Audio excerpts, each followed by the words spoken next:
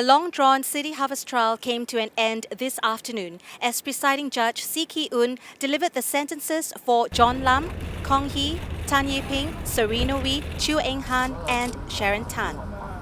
This morning, the court heard both the mitigation pleas and sentencing submissions by the defense, as well as the prosecution's recommendations for sentencing. At 3 p.m., Judge See gave brief grounds for his decision on the sentences he meted out. He said that while he agreed with the prosecution's recommendation to consider the huge amount of monies involved and that there had been a serious breach of trust, he also recognized that the six did not enjoy personal gain and that the church did not suffer permanent loss.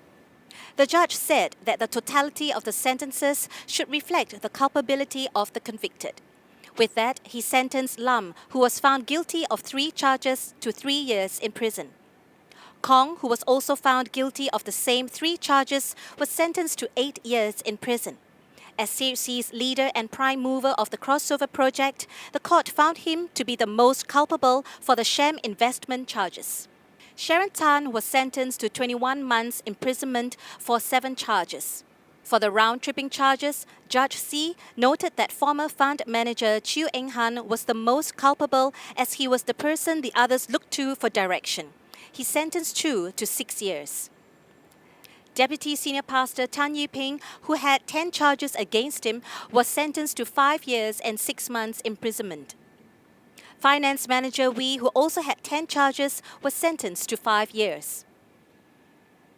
The trial, which stretched 140 days before the verdict hearing last month, is one of the longest trials in the history of Singapore. The 6 were found guilty of all charges against them in the landmark case that revolved around $23 million of the church's building funds to finance the crossover project via bond investments into production company Extron and Indonesian glass factory Furna, and another $26 million in a related series of round-tripping transactions.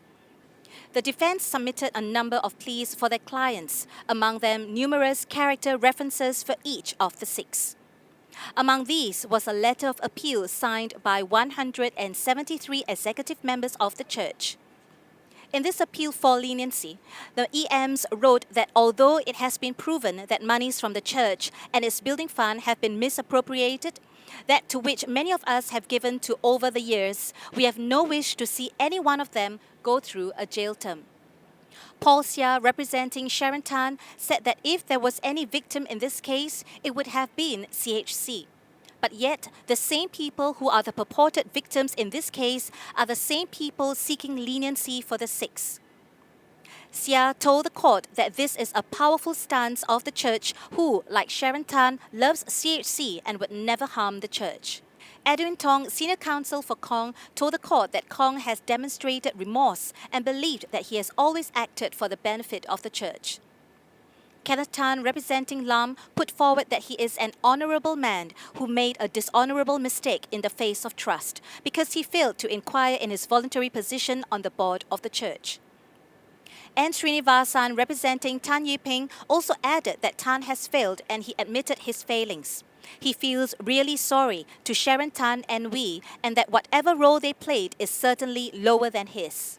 Senior counsel Andre Manyam, on behalf of Wee, told the court that the offence was committed and dishonesty was found, but asked the court to accept that the 6 were not innately bad persons. Chu made no oral submission and agreed with the summation by the 5 counsel. The prosecution had asked for stiff sentences for all 6, recommending jail sentences between 4 years and 9 months to 12 years. DPP Christopher Ong laid out the 4 aggravating factors pertinent to their recommendations for sentencing. 1. The offences involved charity funds. 2. The degree of implicit trust abused by Kong and the others.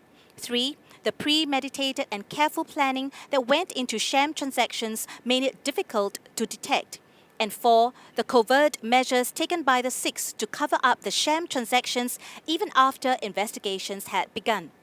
DPP Ong also told the court that ultimately this case will make a strong statement on the standard the court sets for charities and charity funds, and that charities must be held to the highest standards of governance.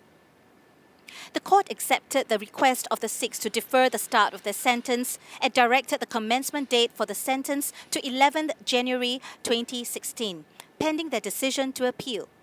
In the meantime, bail set after conviction will be extended on the condition that no travelling is allowed.